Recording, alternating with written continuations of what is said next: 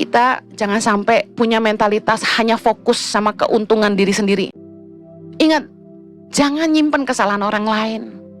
Orang yang pahit, pendendam itu merugikan dirinya sendiri. Orang baik akan tetap baik meskipun orang gak baik. Karena pohon yang baik pasti buahnya baik. Biarpun orang gak baik sama dia, dia akan tetap baik karena dia gak bisa gak baik. Bisa paham? Mari jangan balas kejahatan dengan kejahatan. Lakukan yang baik buat semua orang. Meskipun orang jahat sama kamu, tetap belajar mengasihi. Tetap belajar mengampuni. Firman Tuhan katakan, kalau musuhmu haus, kasih dia minum. Kalau dia lapar, kasih dia makan.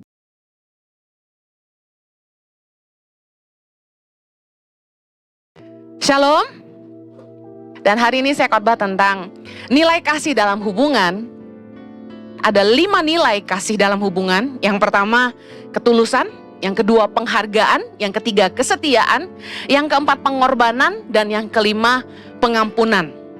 Kolose 3 ayat 14. Dan di atas semuanya itu, kenakanlah kasih sebagai pengikat yang mempersatukan dan menyempurnakan. Kasihlah yang membuat kita bisa menghargai perbedaan. Kasih yang membuat kita bisa bersatu.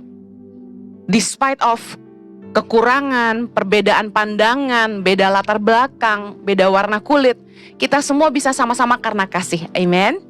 Dan di dalam pernikahan penting sekali kasih menjadi satu-satunya alasan kenapa kita menikah. Karena kasih merupakan fondasi terkuat, alat perekat terbaik dalam hubungan. Orang gak boleh nikah bukan karena cinta. Jangan nikah karena harta. Jangan nikah karena wajah. Jangan nikah karena status sosial aja.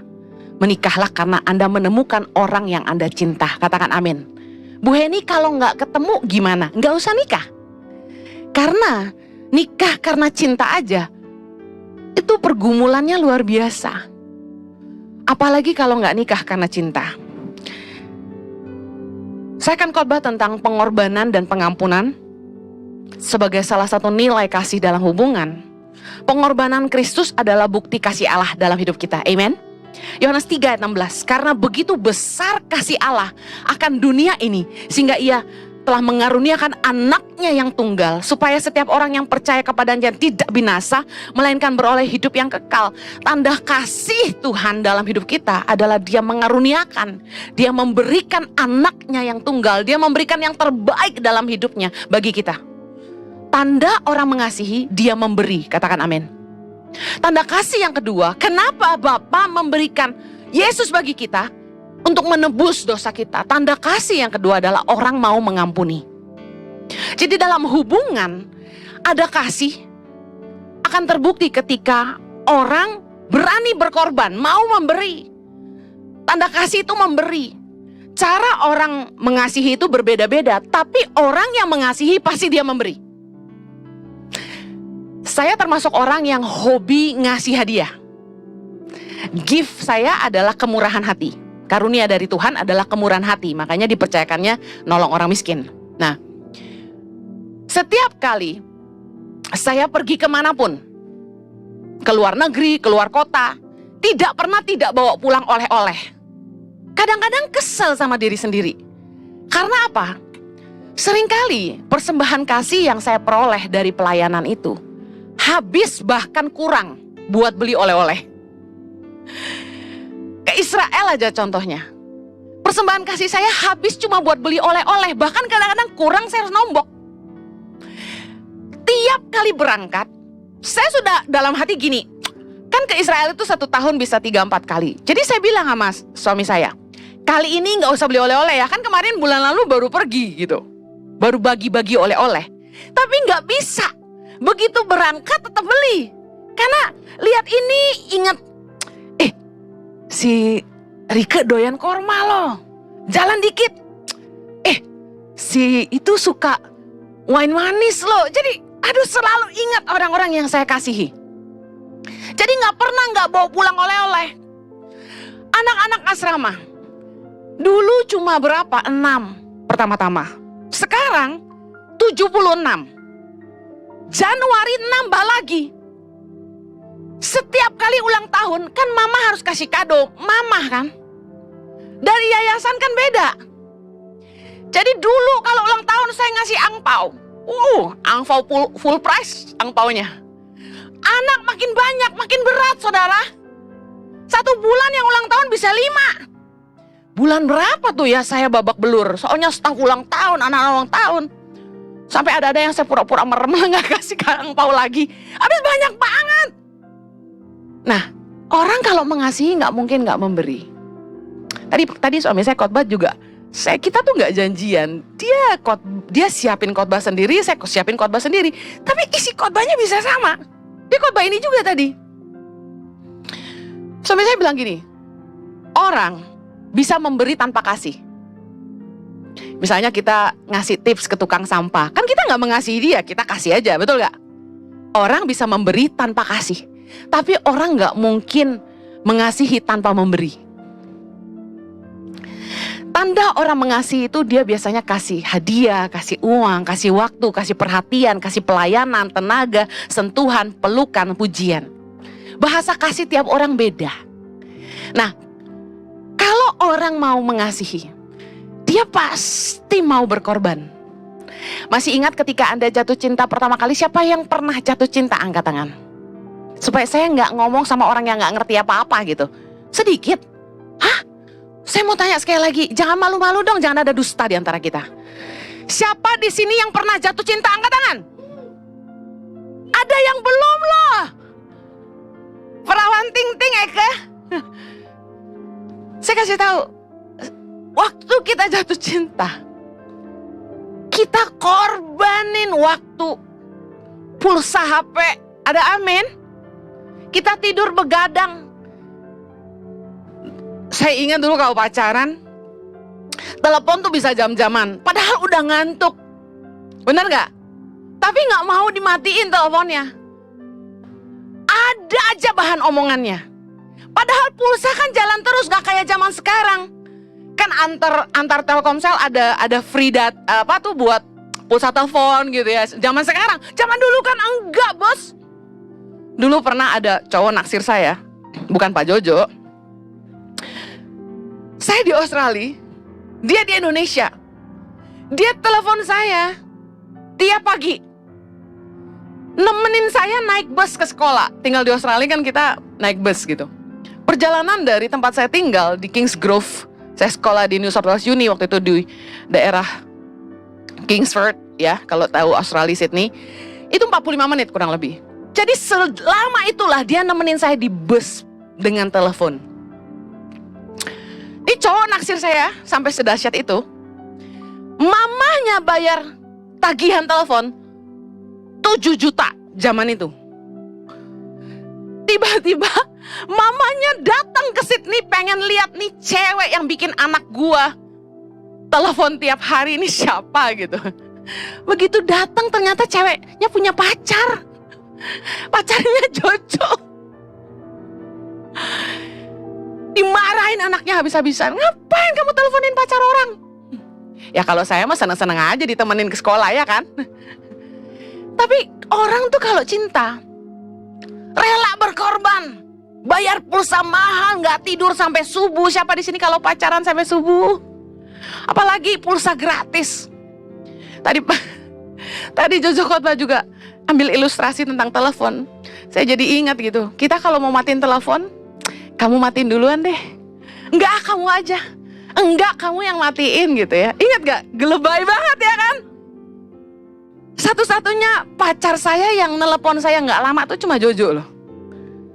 Kalau cowok-cowok lain yang neleponin saya, apalagi yang naksir gitu, telepon tuh bisa jam-jaman, ada aja yang diceritain gitu loh. Dan gak ngantuk. Lihat, orang kalau mengasihi pasti mau berkorban. Mama saya dulu gak setuju saya pacaran sama Jojo. Mama saya lihat dia udah anak kecil, kan kita pacaran masih sekolah, masih SMA kan. Dia bilang gini, ngapain lu pacaran sama si Dodo itu? Tampang anak bandel katanya gitu. Jadi kita tuh gak disetujuin tuh lama ya, gak disetujuin ya. Nah, saya pernah satu kali dipukulin sama mama saya. Gara-gara ketahuan pacaran sama Jojo, pulang sekolah dijemput naik motor. Naik motor gede kan, keren kan. Gue dibonceng. Mama saya punya mata-mata di mana-mana. Mama saya di luar negeri, dia bisa tahu saya dibonceng Jojo. Oh, mama saya pulang, saya dihajar, digamparin habis-habisan. Bayangin tuh. Tapi demi cintaku padamu, aku berkorban dipukulin mamaku. Beneran loh. Suamiku tuh sampai takut sama mamaku gitu ya, nggak berani ke rumah. Dia parkir mobil jauh-jauh, bawain saya bunga, bawain saya kue tart di hari Valentine. Saya masih ingat sampai hari ini. Kue tartnya bentuk love, warna pink, dan bunga buke gitu. Dan itu tuh masih SMA, bayangin. Dia parkir jauh-jauh. Padahal saya tahu duit jajan dia tuh gak seberapa. Saya juga heran, duit dari mana dia bisa beliin gue kue sama buke. Karena zaman itu saya tahu dia kere. Orang dia traktir saya hari Valentine, kami makan di Gendy Steak. Zaman dulu Gendy itu keren loh. Saya tahu dia gak punya duit. Saya lihat di kolong meja, dia oper-operan duit sama teman. Buat bayarin kami makan. Sama Husin dan Jacqueline double date waktu itu. Saya pikir, kasihan banget. Karena sebelum sama Jojo, saya tuh pacaran sama cowok yang usianya lebih tua gitu loh. Umur beda 6 tahun, beda 8 tahun. Jadi cowok-cowok yang udah punya uang. Jadi pacaran sama anak sekolahan tuh lucu juga gitu. Gak punya duit dia. Zaman itu ya. Sekarang sudah ada ya. Tapi lihat, saya mikir berapa sebulan dia gak jajan, berarti nabung buat gue. Demi bisa beliin kue tart Valentine dan bunga. Atau kamu nyolong duit mama waktu itu? Orang kalau mengasihi pasti mau berkorban. Orang tua, Anda sayang sama anak Anda. Ada di sini yang punya anak? Ingat waktu baby baru lahir, capek nggak? Capek banget. Anak bayi tuh lucu. Saya suka baby. Wangi minyak telon ya kan? Lucu gitu. Aku suka gitu sama baby. Tapi kalau udah nangis, ngeselin. Bener gak? Tapi mama, sekesel-keselnya kamu tabokin tuh bayi? Enggak kan? Tidur cuma 2 jam, nyusuin lagi. Perasaan kita belum tidur, dia udah nangis lagi. Saya ingat dulu saya pertama kali ngurus Chloe Zoe. Mau makan susah, mau mandi susah. Saya tuh sampai buru-buru mandi tuh pintu dibuka. Chloe tuh nangis terus, maunya digendong. Jadi saya buka pintu kamar mandi, saya teriak-teriak. Tunggu sayang, tunggu baby. Waduh, mandi cepet. Udah gak tahu dia bersih apa enggak. Makan, saking gak punya waktu buat masak. Karena ngurus anak bayi kembar sendirian di Australia. Saya cuma makan roti tawar pakai mentega sama meses. Waduh, itu saking laparnya. Karena ibu-ibu yang menyusui pasti paham ya. Menyusui itu lapar banget bos. Lebih lapar daripada waktu hamil. Jadi saking laparnya, saya cepet-cepet bikin roti tawar. 1 kali makan bisa 5 tangkep saking lapar. Nyusuin anak 2, bayangin. Alhasil itu karbo, butter, dan meses masuk ke badan. Bengkak saya gendut. Bum bum bum bum gitu. Bayangin pengorbananku. Tapi demi sayang anak kita. Kita gak pusing badan kita rusak. Hari ini anak saya kalau malam-malam suka pukul-pukul perut mak saya. Dia bilang gini, Mami Fluffy, Mami Fluffy. Gue bilang nih karena baby nih, baby. Tapi enggak, banyak perempuan yang anaknya 5 lebih kurus dari saya. Cuma excuse itu.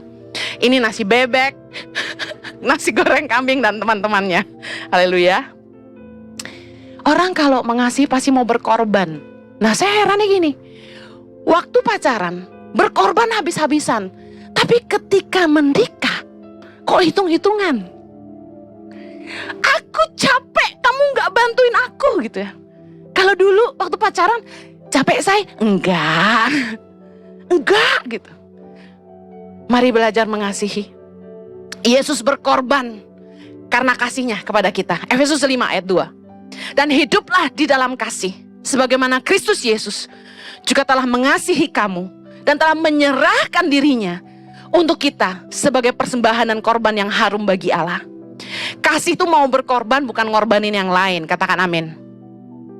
Yohanes 15 ayat 13 berkata gini, tidak ada kasih yang lebih besar daripada kasih seorang yang memberikan nyawanya untuk sahabat-sahabatnya.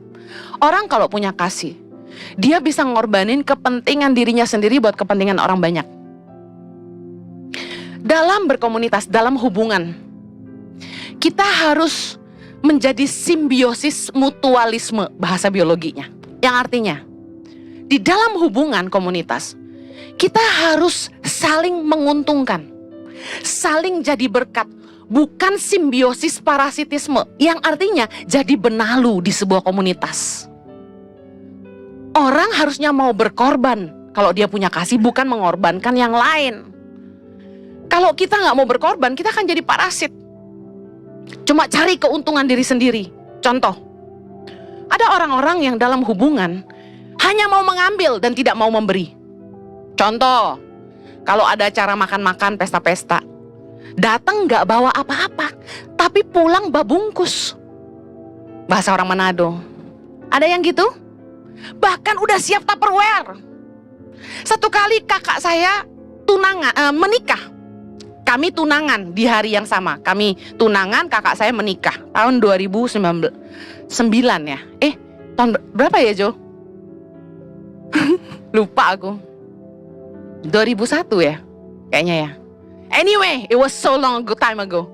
Nah, waktu dia menikah, meja pengantin dan meja-meja besan ya keluarga inti. Kami waktu itu pestanya di highlight. Zaman dulu highlight Ancol itu masih keren ya. Sekarang udah nggak ada, masih ada nggak ya? Nggak jalan ya. Maklum nggak pernah keluar Kelapa Gading. Masih jalan nggak ya highlight? Nah, udah nggak ya. Zaman dulu masih keren banget. Dibukalah 6 atau 7 meja itu keluarga inti. Dan di setiap meja keluarga inti itu ada bebek Peking duck 1 ekor. Wow gitu kan. Nah, kami waktu nikah, itu ada, waktu kakak saya nikah, kami tunangan, itu ada kejadian yang ajaib. Aneh tapi nyata. Kami tuh gak bisa makan. Baru duduk di meja, udah dipanggil foto.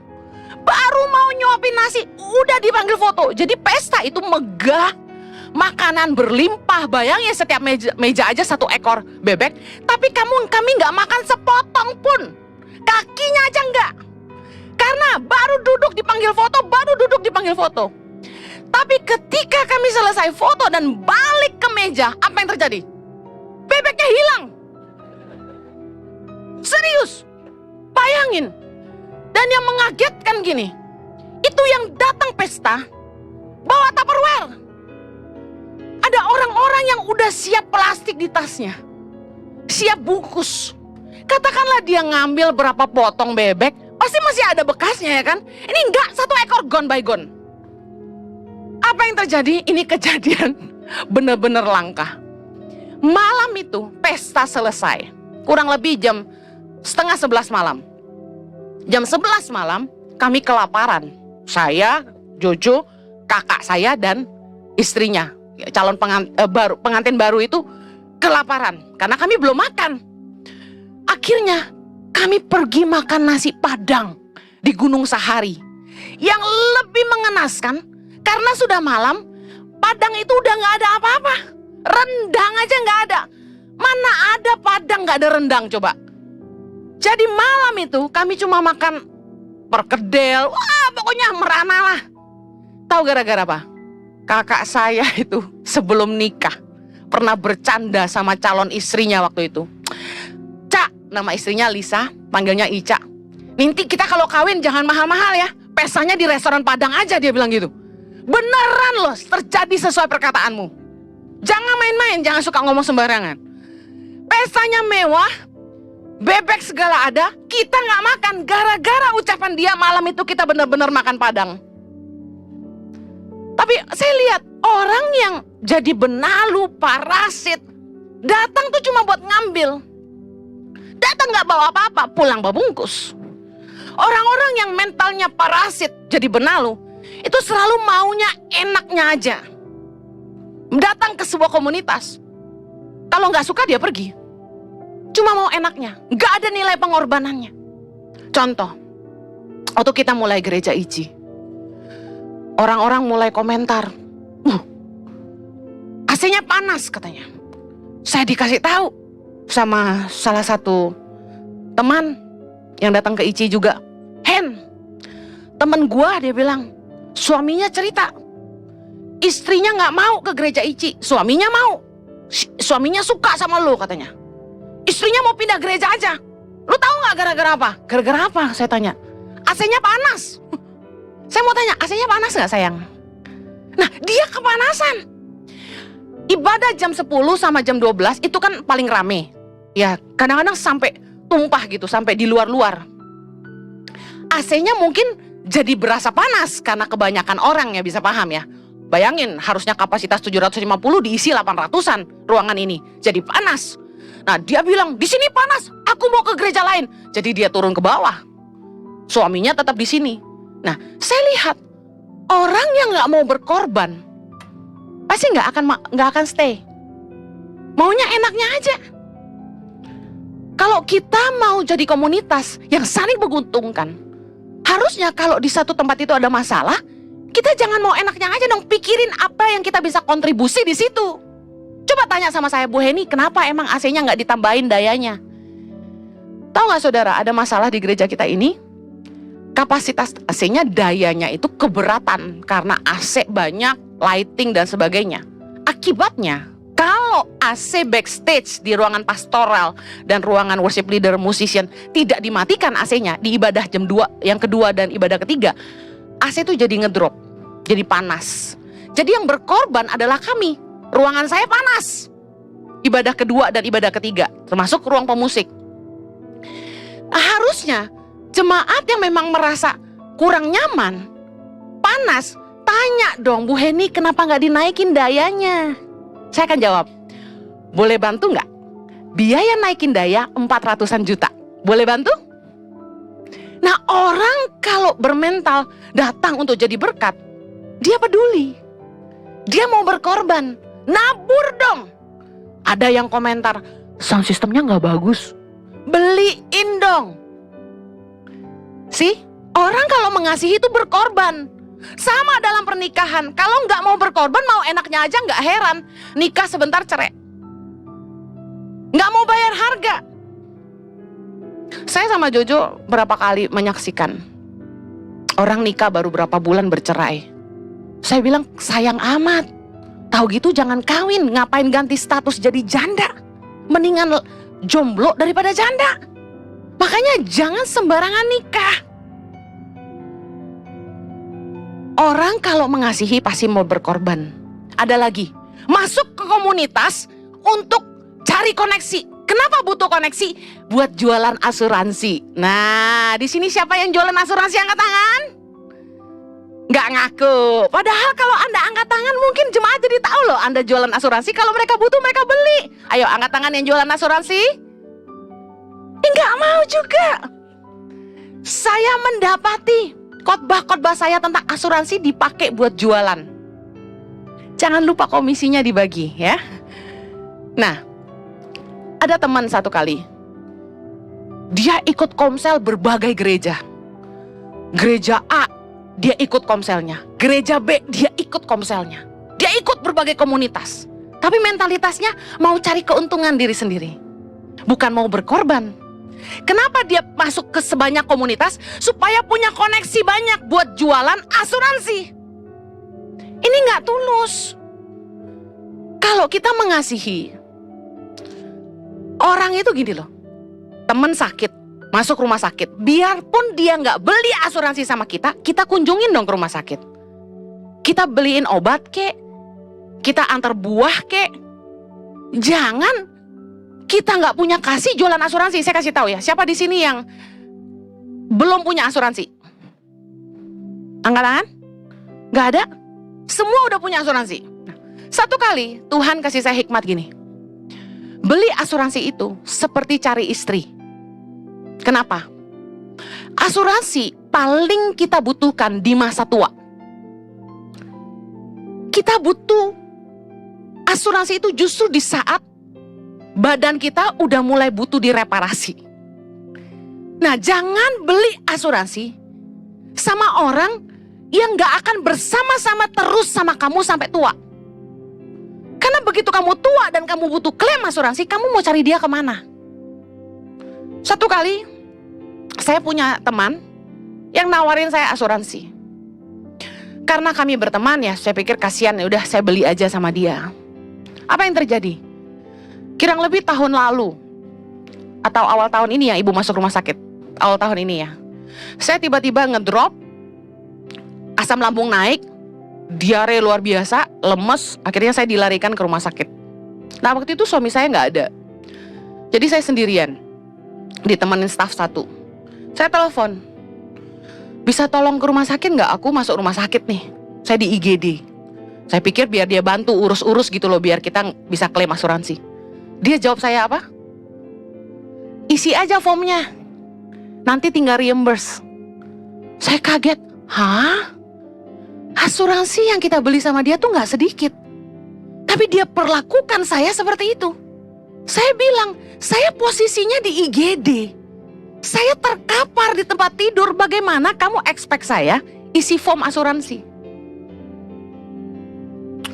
Sejak hari itu saya belajar, orang-orang yang gak mengasihi kita gak mungkin mau berkorban. Padahal apa sih yang dia perlu korbankan? Cuma waktu dan bensin. Dia cuma siapin waktu, susul saya ke rumah sakit, kunjungin saya. Toh dia diuntungkan dari asuransi yang saya beli dari dia. Bayangin, diuntungkan saja tidak mau berkorban.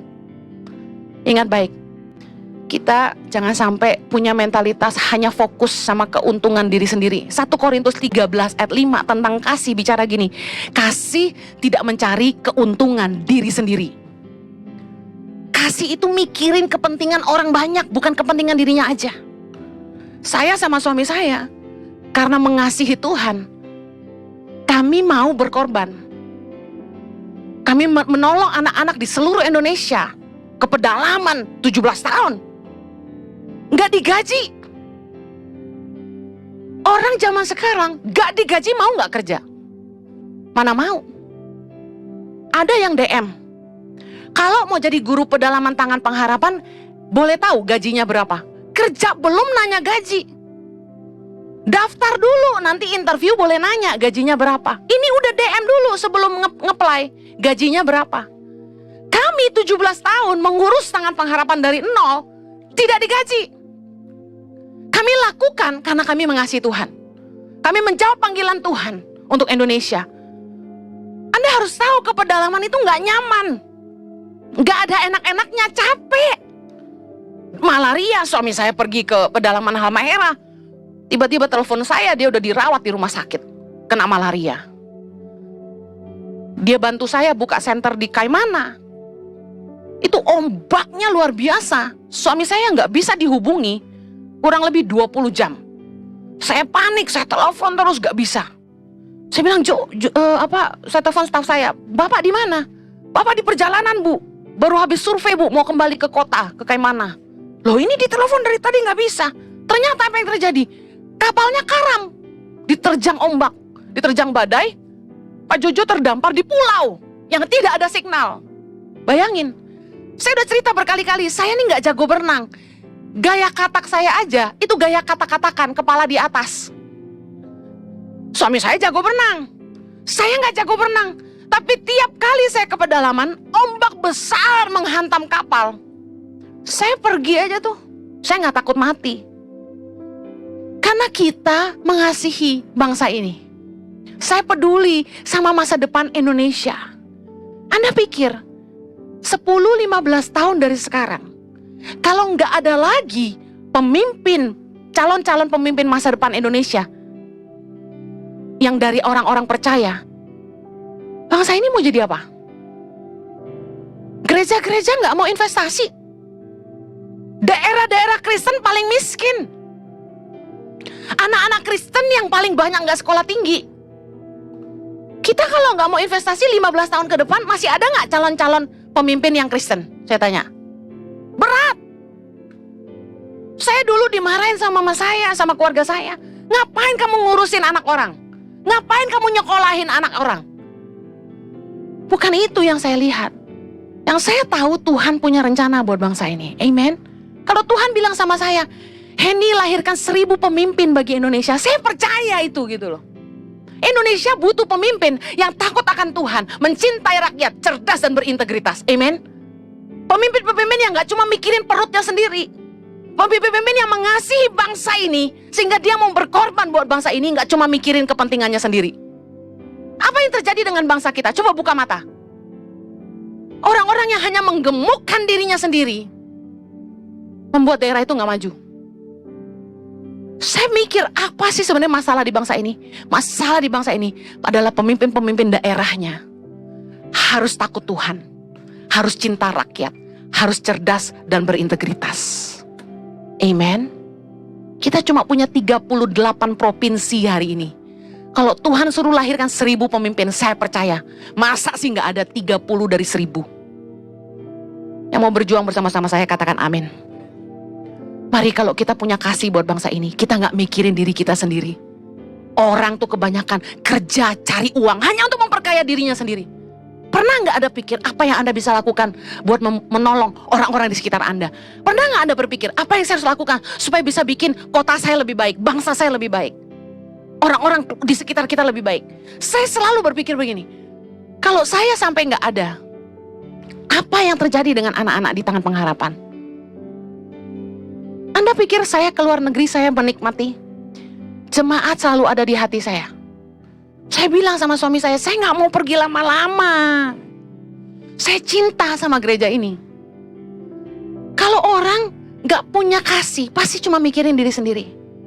Mari belajar miliki kasih seperti Yesus mengasihi kita dan mau berkorban buat kita. Yang mau katakan amin. Yang terakhir, nilai kasih itu pengampunan. Efesus 4 ayat 32. Baca sama-sama yuk.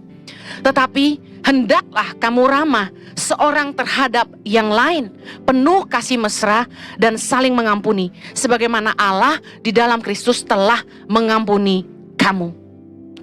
Kasih membuat orang tuh mudah mengampuni kesalahan orang lain. Dalam berkomunitas, dalam hubungan kita satu dengan yang lain, teman, keluarga, pernikahan, konflik tuh gak mungkin terelakkan. Tapi kasih yang memampukan kita untuk saling mengampuni. Asumsi, salah bicara, perbedaan pendapat, selisih paham, gesekan pasti terjadi. Kasih yang memampukan kita untuk mengampuni dan menutupi kesalahan satu sama lain. Amsal 10 ayat 12 berkata gini, kebencian menimbulkan pertengkaran, tapi kasih menutupi segala pelanggaran. Sebenarnya dalam pernikahan maupun dalam persahabatan, orang-orang yang bersama-sama dengan kita bukanlah orang-orang yang sempurna. Banyak salah. Tapi kenapa kita bisa terus bersama-sama? Karena kita mengasihi mereka. Amen. Kasih membuat orang itu mudah mengampuni. Tanpa kasih orang tuh jadi pendendam. Ingat, jangan nyimpen kesalahan orang lain. Orang yang pahit, pendendam, itu merugikan dirinya sendiri. Orang-orang yang gak punya kasih, itu biasanya kalau tersulut masalah sedikit aja, atau ada yang menyinggung perasaannya, pasti bereaksinya langsung marah, langsung mau bertengkar. Dan akhirnya merusak hubungan. Kalau hubungan kita tuh satu sama lain mau langgeng, kita harus mengenakan belas kasihan, kata firman Tuhan. Kemurahan, kerendahan hati, kelemah lembutan, dan kesabaran. Saya mau akhiri, kasih itu cinta damai.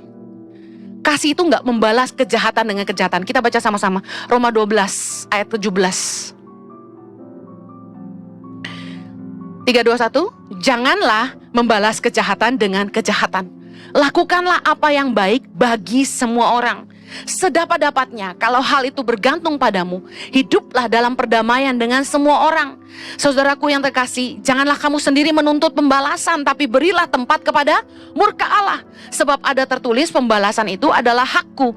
Akulah yang akan menuntut pembalasan, firman Tuhan. Ayat 20. Tapi jika seterumu lapar, berilah dia makan. Jika dia haus, berilah dia minum. Dengan berbuat demikian, kamu menumpukan bara api di atas kepalanya. Ayat 21. Janganlah kamu kalah terhadap kejahatan, tapi kalahkanlah kejahatan dengan kebaikan. Saya percaya kasih itu membuat orang gak akan balas jahat dengan jahat. Satu kali ada pemimpin gereja yang kecewa sama pemimpin di gerejanya. Akhirnya dia memutuskan keluar dari gereja itu. Nah yang terjadi adalah ketika dia keluar, dia mulai membusukkan nama pemimpinnya. Dia mulai cerita yang jelek-jelek tentang pemimpinnya kemana-mana. Bahkan dia mulai bawa orang-orang dari gereja itu untuk ikut sama dia keluar dari gereja itu. Saya bilang sama suami saya, orang ini datang cari kami, minta ketemu kami. Saya ngomong sama suami saya, hati-hati. Dari cara orang membalas perbuatan jahat, kita bisa lihat isi hatinya. Saya pernah khotbah, orang baik akan tetap baik meskipun orang gak baik. Karena pohon yang baik, pasti buahnya baik. Biarpun orang gak baik sama dia, dia akan tetap baik. Karena dia gak bisa gak baik. Bisa paham? Mari jangan balas kejahatan dengan kejahatan. Lakukan yang baik buat semua orang. Meskipun orang jahat sama kamu, tetap belajar mengasihi. Tetap belajar mengampuni. Firman Tuhan katakan, kalau musuhmu haus, kasih dia minum. Kalau dia lapar, kasih dia makan. Supaya kamu menaruh bara api, yang artinya kamu merendahkan hatimu untuk mengasihi dia. Dia yang akan malu sendiri sama kamu. Satu kali, ada orang pernah jahatin suami saya. Dia mulai panggil teman-teman, orang-orang di sekitar dia. Dan dia mulai jatuhkan suami saya. Suami saya tahu. Karena ada yang kasih tahu dari antara orang-orang yang diajak bicara, kasih tahu ke suami saya. Apa yang suami saya lakukan? Orang itu satu kali butuh uang. Dia kesusahan. Anehnya gini, Tuhan izinkan, kok dia bisa datangnya ke suami saya, orang yang dia jahatin gitu loh. Apa yang suami saya lakukan? Sebenarnya kalau secara daging, orang jahat sama kita marah nggak? Marah. Tapi orang yang baik akan tetap baik meskipun orang nggak baik.